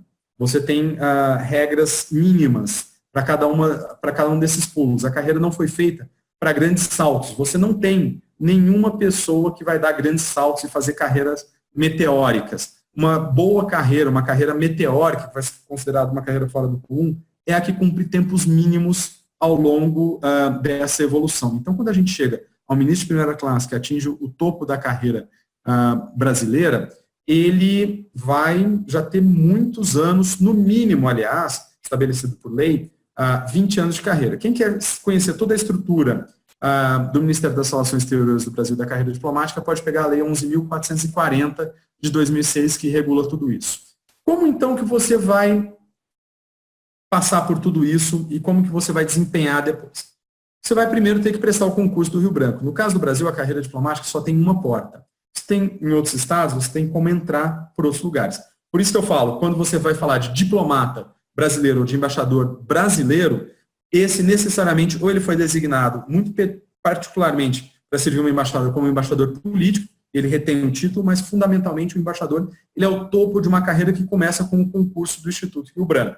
Você vai lá, vai prestar, é parecido com o vestibular. Uma vez passou, você toma posse como servidor público federal no cargo de terceiro secretário. Terceiro secretário é a base da pirâmide em termos hierárquicos. Ele pode desempenhar vários tipos de função, ele pode ser assessor de uma divisão, ou seja, ele vai, assessoria quando a gente quer dizer, ele vai ter um tema, ele vai ver o dia a dia desse tema, vai gerir, vai ver o que é recebido de fora, o que as missões diplomáticas que estão aqui estão vendo, e vai preparar as informações, às vezes é desde preparar um relatório, um relato, até analisar um acordo para levar ao chefe da divisão, que por suas vezes, alguns elementos ele pode decidir, alguns elementos ele vai subindo necessariamente. Existem terceiros secretários que viram assessores de diretores de departamento, de subsecretários, existe uma assessoria do secretário-geral e do ministro que também pode ter um terceiro secretário. Ele dentro daquela estrutura vai estar hierarquicamente ali, mas ele vai ter temas importantes. Então, não necessariamente você começa e você só vai fazer alguns tipos de trabalho. O terceiro secretário no exterior, ele pode ser um chefe do setor consular, ou seja, ele pode ser o cônsul naquele país, por exemplo, porque tem alguns países em que a gente não tem como ter separado uma embaixada e um consulado. Quando eles estão juntos, você tem só um setor consular dentro da embaixada. Esse secretário pode desempenhar todas as funções de cônsul e responder fundamentalmente por todos esses elementos. Ele pode ser um chefe de um setor político e fazer toda a negociação quando o embaixador determinar que ele faça diretamente. Então, o terceiro secretário sempre tem muitas funções e desempenha muita responsabilidade. Ele não começa só, vamos dizer assim, fazendo xerox ou escrevendo cartas para o seu embaixador. Depois de um tempo, você vai começar tendo os requisitos para subir. A primeira promoção do terceiro secretário para o segundo secretário, ela é normalmente por antiguidade, ou seja, existe um bloco, uma quantidade de vagas, aqueles mais antigos são promovidos. O que é antiguidade? Antiguidade, como nós estamos numa carreira hierárquica, antiguidade é a ordem de todos os diplomatas. Todos os diplomatas estão ordenados numa quase que uma fila indiana, que a gente poderia pensar. Tem blocos divididos, ou seja, ministro de primeira classe é um bloco, ministro de segundo é um bloco, conselheiro é um bloco, primeiro secretário é um bloco, segundo secretário é um bloco, terceiro secretário é outro bloco. Então, está todo mundo embolado? Todos os terceiros secretários estão embolados? Não. A ordem que você passa no concurso, por exemplo, são 20 vagas no concurso. Você passa em primeiro, você passa em 20º. Essa ordem, ela vai ser adicionada no fim dos terceiros secretários. Então, você sempre vai ter individualizado um número. Se são 250 terceiros secretários, abrem 20 vagas, então aqueles 20 vão colocar como bloco, como resultado do concurso, do 230 ao 250. Então, o último do último concurso, ele ocupa o último número de terceiro secretário. Hoje a gente tem, por exemplo, quem passou no concurso do ano passado e está hoje fazendo Rio Branco, o último colocado do concurso, ele é o último número do cargo de terceiro secretário. E aí, à medida que as pessoas de cima vão sendo promovidas, esse bloco ele vai subindo, até você chegar, por exemplo, a 1,20 e ser promovido a segundo secretário e entra embaixo. A partir de segundo secretário, você pode dar algum salto e, por exemplo, passar na frente de algumas pessoas que a gente chama de dar carona. Alguém vai perguntar, então é melhor, se você passar em 20º lugar, é melhor você não entrar no concurso e esperar para tentar passar em primeiro. Não, porque o último do concurso desse ano está na frente do primeiro do concurso do ano que vem. E óbvio que também é difícil para caramba passar nesse concurso, então não valeria a pena ficar tentando isso. Então é sempre essa coisa hierárquica que vai indo. Então, à medida que você vai subindo, você passa para o outro bloco, entra no fim. Por exemplo, quando eu era primeiro secretário, eu era número 49, nessa sequência eu fui promovido a conselheiro. Eu fui, daqueles primeiros secretários, os 10 selecionados eram de números muito variáveis, mas aí eles pegaram e colocaram a gente em ordem de precedência, quem tinha o número menor até o número maior. Eu era o penúltimo, então eu entrei com 226 conselheiros, eu era do número 225, que entrou na ordem. E aí eu vou subindo, em dado momento eu vou concorrer, quem sabe a ministro, quem sabe a embaixador, e é assim como a gente vai suprindo a escala. Como eu disse, de terceiro para segundo vai ser sempre automático, é só nessa ordem que vai subindo a mesma ordem do concurso. Aí depois você vai começar tendo o quê? Uma confluência de regras e pré-requisitos junto com a seleção de meritocracia. Para cada pulo na carreira, existe tempos mínimos e algumas exigências. Você sempre tem que ficar, de acordo com a lei atual, minimamente 3 anos em cada cargo. Ou seja, significa que você é ministro de primeira classe, seria quase que impossível você chegar com menos de 15 anos, só com isso que a gente chama de interstício. Ficar 3 anos em cada classe. Se você completa 3 anos, você já pode? Não. De terceiro para segundo, sim, só isso. De segundo para primeiro, além dos 3 anos, a gente começa a incorporar outras exigências. 2 anos de serviço no exterior, ou seja, você já tem que ter passado por uma embaixada, por um consulado, por uma missão, ter ficado pelo menos 2 anos lá. E você precisa fazer um curso, que é o que a gente chama de curso de aperfeiçoamento diplomático, o CAD. Só quem é aprovado no CAD pode concorrer a primeiro secretário. Então você cumpre essas 2 funções, lembrando que tem alguma forma de você contar esses tempos a mais, e eu já chego nisso. Às vezes os 2 anos não precisam ser 2 anos inteiros. Mas você cumpriu tudo isso e é promovido a primeiro secretário. Você chega a primeiro secretário, você tem que passar os 3 anos, você tem que ter agora 5 anos de exterior, você não pode ter só 2, você tem que ter estado 5 anos no exterior, e você vai precisar de uma outra exigência, ter 10 anos de carreira diplomática. Já adicionou mais alguma coisa. Então você não chega a conselheiro com menos de 10 anos. E normalmente é muito difícil, eu não conheço nenhum conselheiro que chegou com 10 anos em cima. Às vezes com 12, no meu caso foram com 12 anos que eu fui promovido a conselheiro. E assim vai. Aí eu preciso ficar 3 anos como conselheiro e adicionar outros requisitos. 3 anos como conselheiro, eu preciso ter 15 anos de carreira diplomática e eu preciso, para tentar concorrer a ministro, também fazer um outro tipo de curso, que é o que a gente chama de curso de altos estudos, que fundamentalmente é você estabelecer um projeto de pesquisa e fazer uma espécie de tese que você vai defender sobre um tema de política externa que tenha também contribuições para o desenvolvimento da diplomacia nacional. Se você faz o CAI, tem 3 anos, tem 15 anos de exterior, e você tem 7 anos e meio de serviço lá fora, você pode concorrer a ministro. Foi promovido a ministro, vai ter também um conjunto de regras para chegar a embaixador. Você vai ter que ter 20 anos de carreira, você vai ter que ter os 3 anos de ministro, e você vai ter que ter hoje 10 anos de serviço no exterior. Mais uma vez, você vai precisar, no mínimo, um embaixador brasileiro de carreira, no mínimo ele tem 20 anos de carreira diplomática. Ele já é um profissional completo, que já serviu em várias embaixadas, que conhece muito bem a política externa brasileira. Então, não tem muita fórmula de corrida de 100 metros. A carreira diplomática ela é uma maratona. Ela é voltada uma maratona só para chegar a embaixador? Não. Ela é interessante desde terceiro secretário até embaixador. Sempre tem funções e oportunidades e acessos que são interessantes. Terceiro secretário, então, cumpriu os objetivos, ou eu cumpri todos esses pré-requisitos, eu já sou promovido automaticamente? Também não. Como que é a promoção? Como que eu chego a isso? Para você ser promovido, você vai passar por 2 etapas. Você tem que se tornar promovível e depois você realmente chegar à sua promoção. O promovível é o que a gente chama de quadro de acesso.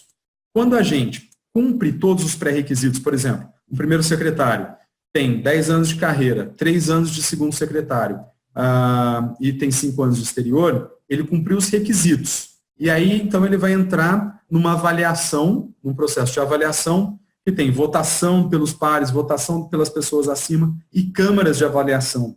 São 3 delas, começam com pessoas mais nível conselheiro, passa para os diretores de departamento, e depois a alta cúpula do Itamaraty.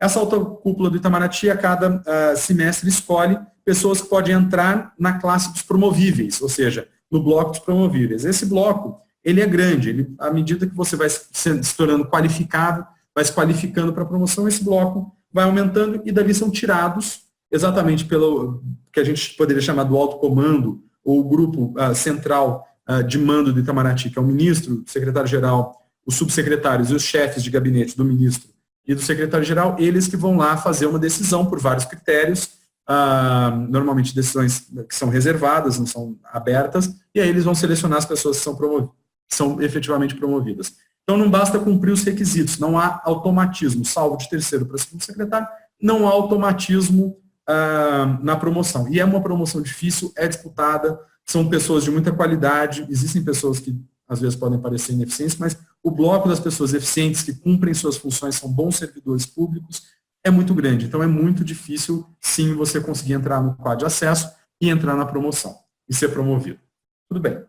Então essa é a carreira que vocês podem esperar se tornando diplomatas. Vocês se tornarão diplomatas exatamente para estar ou aqui ou no exterior fazendo as funções de representação, informação, todo aquele dia a dia que eu descrevi para vocês. E aos poucos vocês vão subindo nessas classes. Por que são importantes subir nessas classes? Porque você vai podendo assumir responsabilidades crescentes. Terceiros secretários, os secretários de terceiro a primeiro, normalmente cumprem funções de assessoria, basicamente. Mas um primeiro secretário, ele pode ser, às vezes, na ausência de um conselheiro, chefiar uma divisão. Mas isso é menos comum e ele vai assessorar, vai chefiar interinamente. Um conselheiro é quem normalmente chefia uma divisão. E isso, o decreto de estrutura do Itamaraty, ele estabelece mínimos. Chefes de divisão são conselheiros, ministros de segunda classe ou conselheiros, podendo, em caráter excepcional, ser um primeiro secretário. Chefes de departamento são apenas embaixadores ou ministros. Conselheiro não pode chefiar departamento. Subsecretários podem ser só embaixadores. E o secretário-geral, embaixador, que já apresentou credenciais. Hoje não precisa, pode ser só um ministro de primeira classe. Então, a hierarquia vai subindo na medida da responsabilidade. Assim como no exterior, você vai crescendo também. Postos pequenos, às vezes o terceiro secretário ele quase que faz tudo, ele é o número 2 da missão. Mas, nos postos grandes, os secretários vão sendo designados para setores, eventualmente chefiam os setores, um conselheiro, e os ministros de segunda classe vão ser os ministros, o 02 daquelas missões. Quais são as exceções, o que tem a mais? Para falar o que tem a mais, a gente vai entrar também assim, como que eu vou para o exterior? Eu começo das piores postos, eu vou para os melhores? A gente tem que entender a estrutura, a rede diplomática brasileira no exterior para entender a remoção e os impactos em termos de carreira também, de acordo com as regras brasileiras. Os postos no Brasil, as missões diplomáticas, as embaixadas, são classificadas em A, B, C e D. A, sendo, obviamente, Paris, Nova York, Londres, Roma, postos de grande importância política, de qualidade de vida, de segurança, são vários fatores. O posto A é o mais importante político, o posto D é o menos importante político? Não necessariamente. São vários fatores que vão entrar. Por exemplo, Moscou é politicamente muito importante, mas é um posto C. É um posto distante, é um posto que é um frio, que o inverno é muito intenso, então tem outros fatores que podem levar a um posto C. Mas A, B, fundamentalmente os países da América Latina e na Europa Oriental são B, aí na Ásia, África vão ser C e D. Isso muito variável. O Japão, por exemplo, é B, apesar de ser um país altamente desenvolvido, de importância política muito grande, mas é um país muito distante. São sacrifícios que existem, sim, para a carreira diplomática. Você morar no exterior, você mudar numa cultura. Pode parecer muito confortável você ir para o Japão. Tem muitos imigrantes brasileiros que vão para lá e sofrem com a mesma coisa, mas eles vão com outros objetivos. Você está passando em vários países, culturas diferentes, etc. E muitas vezes o conforto exige muito da família. A família não aguenta, as crianças vão passar por várias escolas, não vão ter raiz, etc. Então, existe uma cota de sacrifício que não é falada e parece apenas que você está indo para Paris e vai viver muito bem. Continua sendo um trabalho. Eu conheço pessoas na carreira, por exemplo, que a família não se adaptou nem a Paris, por incrível que pareça, e gerou um divórcio entre o casal. Então, há sacrifício, sim, mesmo que você esteja circulando, às vezes, em postos confortáveis ou postos muito pouco confortáveis. Quando se criticam as pessoas que estão servindo em Paris, etc., a gente esquece que tem um monte de gente também servindo em Kinshasa, servindo no Líbano, cumprindo missões muito importantes, e que esse dia a dia do giro diplomático, ele traz também desafios e sacrifícios. Muitas vezes parece que o diplomata ele já é um premiado por servir no exterior. Não, ele está sendo contratado quase que como uma empresa para o seu governo para servir no exterior. Então, esse contratante tem que dar condições para isso. Você não tem como, por exemplo, fazer um projeto de 20 anos para comprar uma casa. Você vai servir em vários lugares em que os preços e os valores são completamente diferentes. Então, justifica, por exemplo, você ter um auxílio moradia para um diplomata, para ele poder cumprir bem sua missão. Se ele morar 2 horas do centro, onde todo dia ele vai precisar fazer as suas relações sociais, é mais difícil. Então, você busca oferecer ao diplomata uma moradia que seja perto do centro, seja fácil, em que ele possa promover aqueles encontros sociais, aqueles contatos sociais, isso sempre de forma muito instrumental. Tem gente que abusa? Tem, mas isso é instrumento para você cumprir sua missão. Então, é importante que o Estado dê isso. Inclusive, aqui um parênteses, no caso do auxílio moradia brasileiro, ele é muito diferente, ele é um sistema muito eficiente. Você, num país, quando recebe auxílio moradia, você não pode ter imóvel no país inteiro, naquele país inteiro. O Brasil é uma regra diferente, você aqui tem apartamentos funcionais, mas você não pode ter imóvel no Distrito Federal, não pode ter nenhum imóvel. Mas então, se você está em Moscou e compra um apartamento em Vladivostok, você já perde o direito ao auxílio moradia. E esse auxílio moradia, ele não é dado como parte do salário, ele é um reembolso. Você tem que, dentro de limites muito precisos, você vai pagar o seu aluguel, você vai pegar o recibo e vai apresentar esse recibo ao seu governo, que vai te reembolsar, o governo brasileiro. Então, é muito controlado, podem existir fraudes, mas é muito difícil que isso ocorra. Mas eu falo tudo isso para a gente entender que, assim, nem tudo são flores morando em lugares confortáveis e você precisa de uma estrutura capaz de dar um mínimo de qualidade e, vamos dizer assim, uma manutenção de um mesmo padrão para o seu funcionário, porque senão você vai colocando sacrifícios cada vez maiores para quem está a cada 2, 3 anos mudando de país em país. E como que vai ser feita essa mudança de país em país? Posso usar ABCD.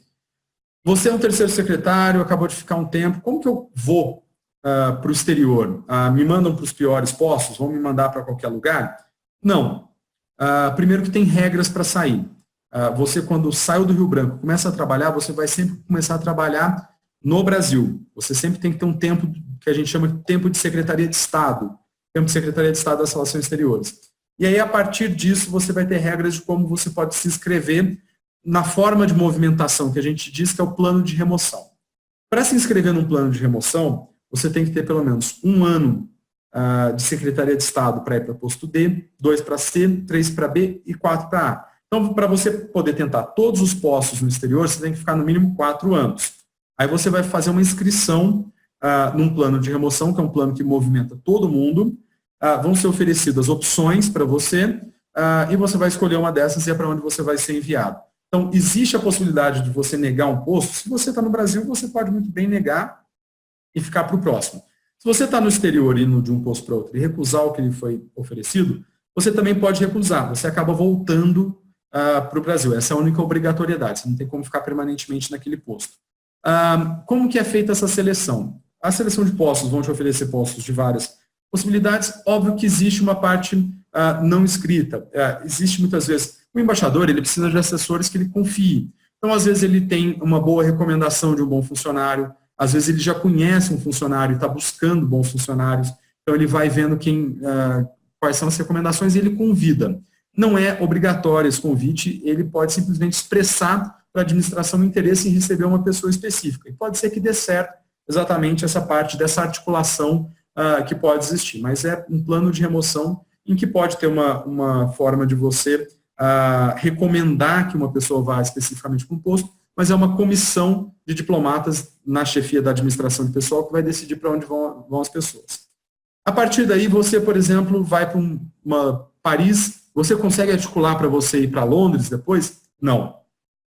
Você não pode repetir numa mesma saída postos da mesma categoria. Então, se você fez um posto A, você só pode ir para um B, C, D. Se você fez um A, B, você pode ir para um C ou D. Você pode fazer 4, A, B, C, D, por exemplo? Não, porque tem tempos limites. Normalmente, a praxe é você fazer 2 ou 3 postos, e você não vai poder repetir. Então, tem muita gente, por exemplo, que faz um A, vai para um C ou D, e volta para um B e vem para cá. Ou faz um A e um C e volta para o Brasil. Ou faz um A, um B e volta para o Brasil, fica um tempo, a regra de ficar alguns anos aqui é a mesma, e depois vai para o exterior de novo. Essa é a regra mínima até conselheiro. Ministro e embaixador é uma outra dinâmica, são cargos de confiança e não se aplica necessariamente esse tempo. Se você vai para um posto B, C, D, normalmente você vai ficar 2 anos, 2 anos e meio. Em média, num posto A, você vai ficar 3 anos. Então, você vai ter esses critérios de remoção. A Secretaria de Estado vai privilegiar que você vá, por exemplo, para, não sei, um posto D ou C, C ou D, que é aquela imagem que você começa mal. Não necessariamente. A tradição no Itamaraty, na verdade, é de você começar por um posto A.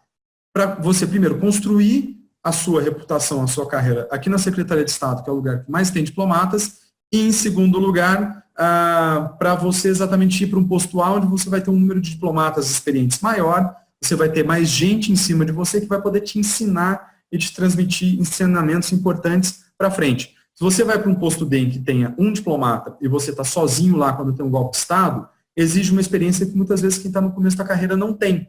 Então, tradicionalmente, é melhor você passar primeiro para um A e depois você, já tendo mais experiência diplomática, você vai para postos mais difíceis.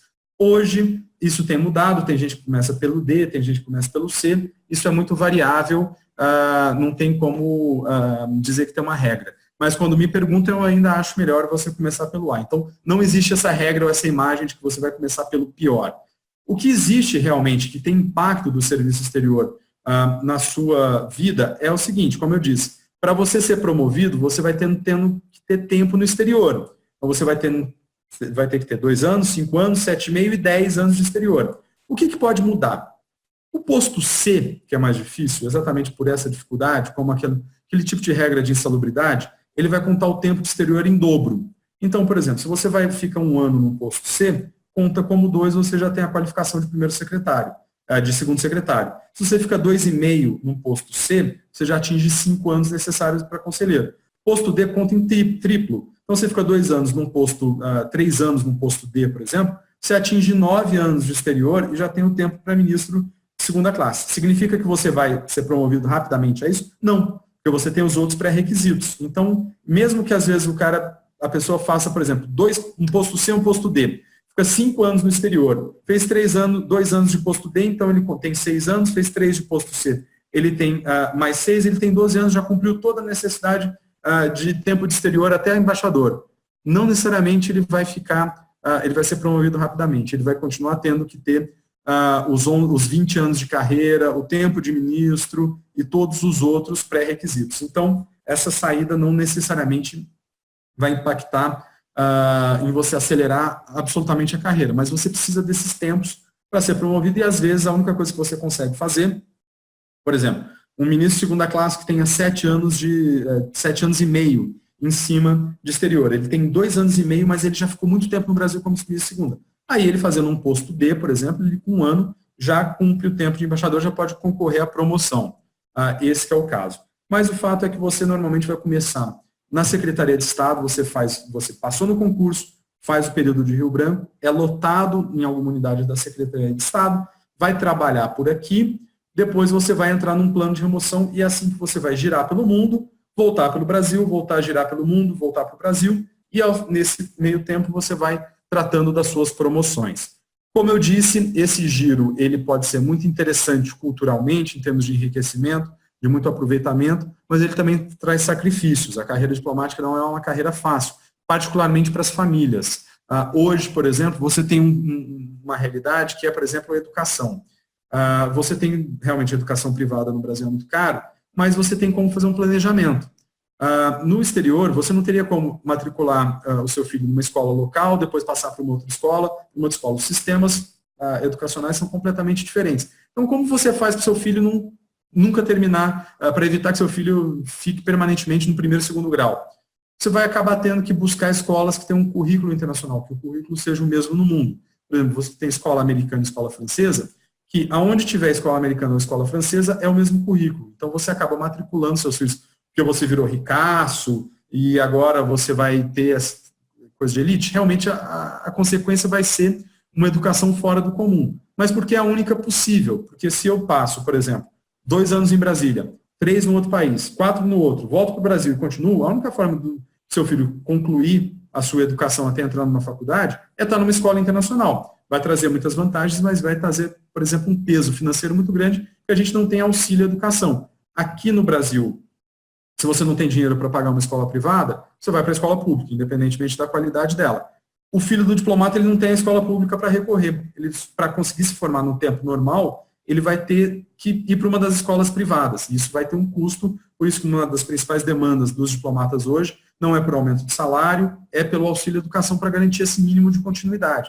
Porque pesa muito e faz uma diferença, às vezes, de consumir 50% do salário de um diplomata com o pagamento da educação. No longo prazo é positivo, mas é a única forma de você garantir a educação do seu filho de formas normais. Porque senão, imagina, você vai para o Japão, o sistema japonês é diferente do sistema americano, que é diferente do sistema no Marrocos, é impossível você trazer uma educação para o seu filho. Então tem sacrifício sim, toda mudança é difícil, todo mundo que já viveu no exterior e que migrou, ou foi para fazer um mestrado e voltou, sabe que é difícil, imagine você viver isso permanentemente. Tem alguns mínimos que são necessários você oferecer às pessoas para isso.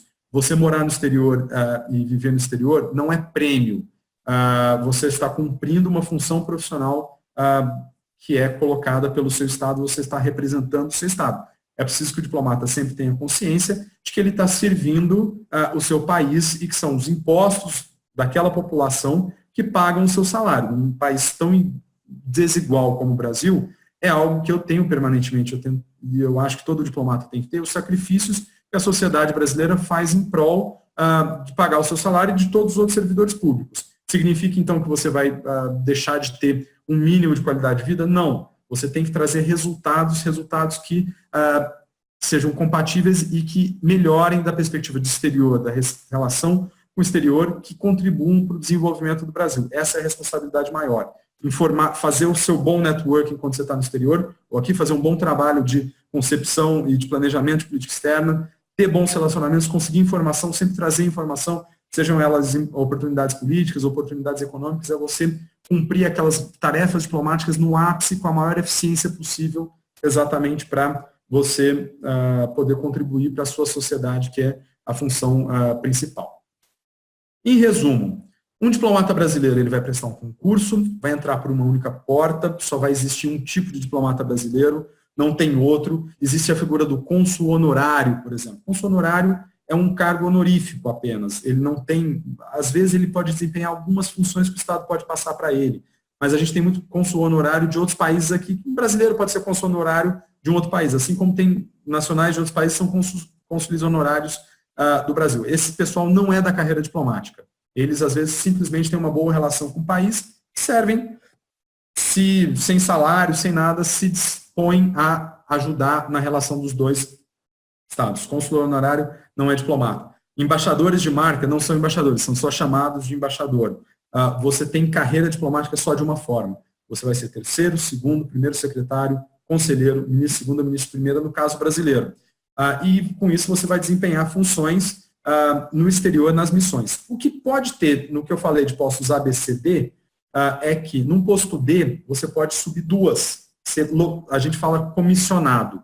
Um terceiro secretário pode ser primeiro secretário no posto D. Um segundo pode ser conselheiro, um primeiro pode ser ministro. Um conselheiro, em teoria, hoje só existe um caso, um conselheiro pode ser designado embaixador num posto D. Você pode subir 2. Em posto C, você pode subir 1. Eu, como conselheiro, posso ser ministro conselheiro num posto C. Em postos A e B, você é conselheiro, você vai ocupar a função de conselheiro.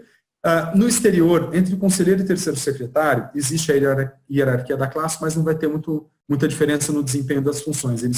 As funções vão ser desempenhadas, são muito parecidas, salvo em postos grandes. O conselheiro vai ser o chefe do setor e os secretários vão estar dentro do setor. Mas, fundamentalmente, não vai ter tanta diferença. É mais o bloco secretários conselheiros, do ministro e do embaixador. mas você vai entrar aqui, passando no concurso, vai entrar no Instituto Rio Branco, que é uma unidade de dentro do Ministério das Relações Exteriores, que vai formar por um tempo aqueles que já são diplomatas, mas eles passam primeiro por uma formação, eles começam a trabalhar aqui no Brasil, vão escolher dentre aqueles tempos de postos A, B, C, D, quando eles vão se inscrever num plano de remoção, e aí vão começar a vida rodando no exterior. Não vão começar necessariamente só por maus postos, vão começar por bons postos. Isso depende muito, cada carreira é uma carreira e depende da qualidade individual e de iniciativa de cada uma das pessoas. E vão sendo promovidos de acordo com regras muito estritas que impedem grandes saltos e grandes acelerações. Você vai ter que cumprir aqueles requisitos mínimos para chegar até lá. Eu digo sempre, e preciso afirmar, isso, a carreira é interessante, ela pode ser potencialmente muito boa desde o primeiro momento. Não pode ficar entrando na carreira achando que só vai valer a pena se chegar em embaixador ou se for promovido. Tem que curtir cada estágio dela e ela é sempre interessante em todos os seus momentos.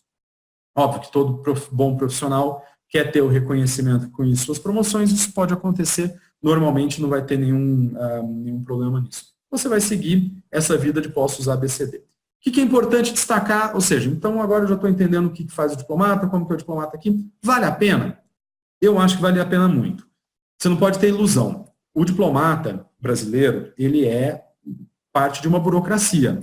O dia a dia dele tem muito de burocracia. O dia a dia dele não é frequentando até todos esses coquetéis e só fazendo política externa. Muitas vezes ele está na base burocrática de uma execução aqui na Secretaria de Estado, que é muito mais lidar com os papéis, lidar com a burocracia, do que fazer efetivamente temas de políticos.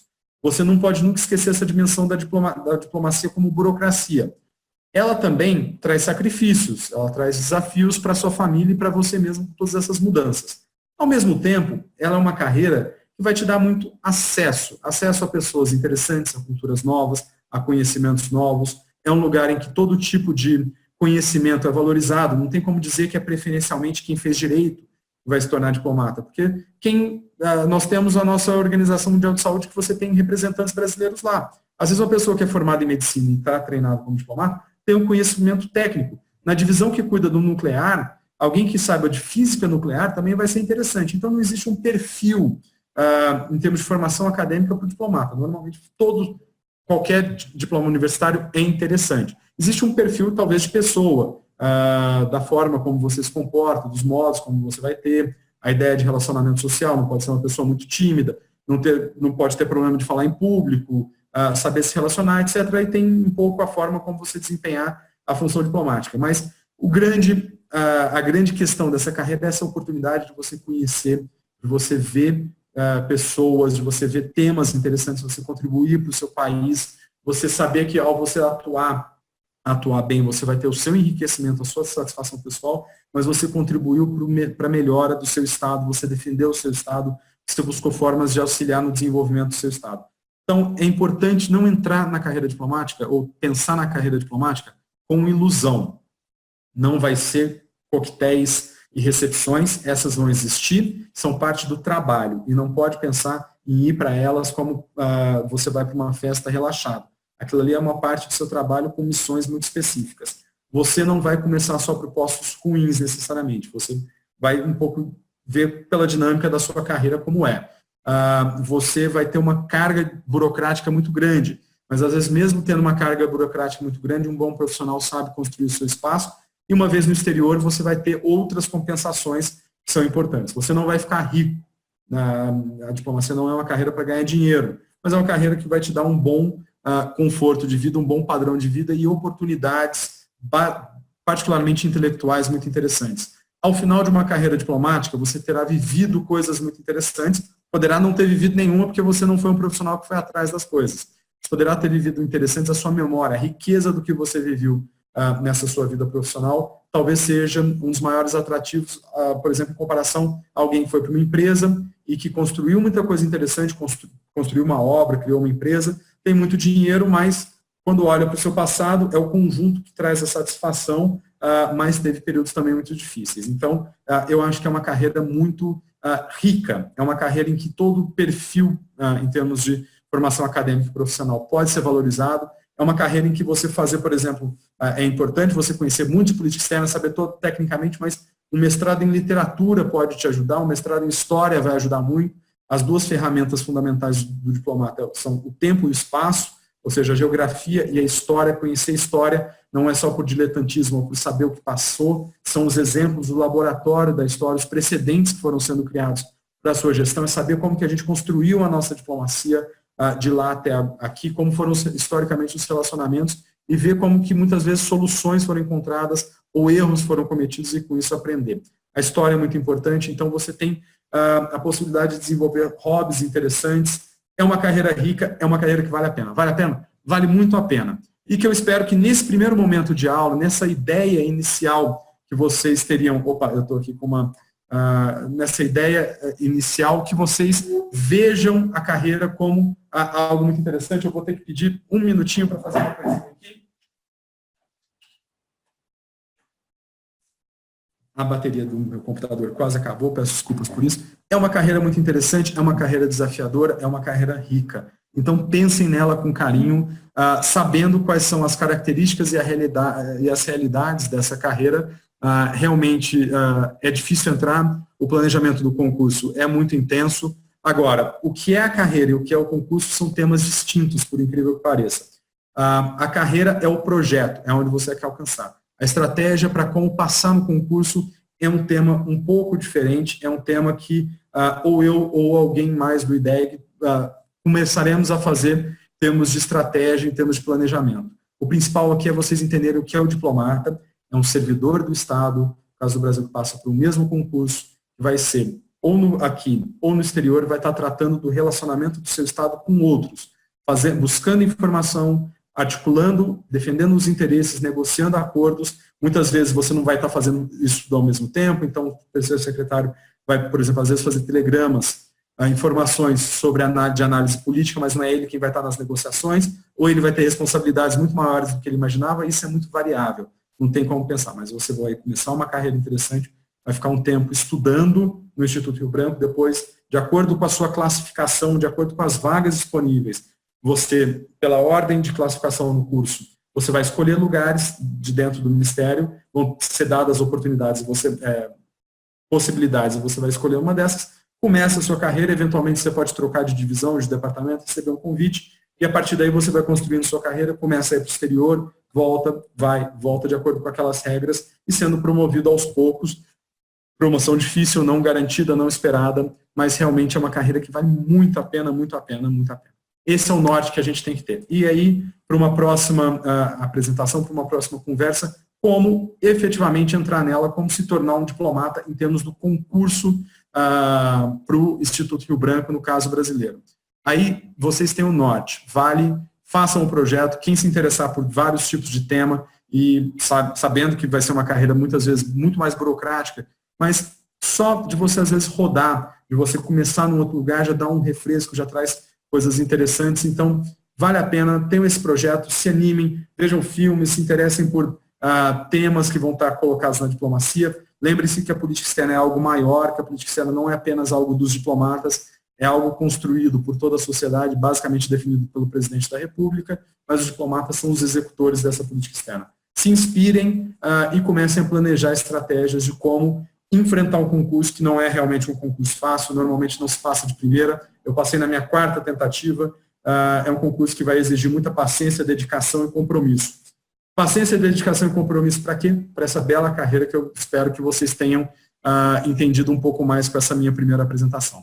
Agradeço muito, não sei se volto, eu imagino que sim, talvez volte para mais uma aula sobre a parte psicológica de como enfrentar o concurso, a gente vai dedicar só ao concurso, mas boa sorte, espero que dentre aqueles que estejam me assistindo, ou que se inspirem com esses estudos e aproveitem isso em outras profissões, outras carreiras, mas que eu veja alguns de vocês, nunca vão ser muitos de vocês, infelizmente, mas alguns de vocês mais para frente como colegas no Ministério das Relações Exteriores, como diplomatas brasileiros.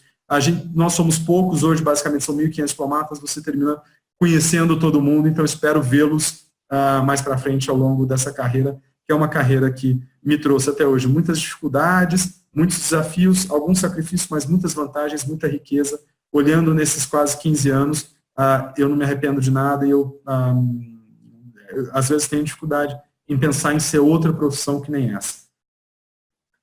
Muito obrigado e até uma próxima aula.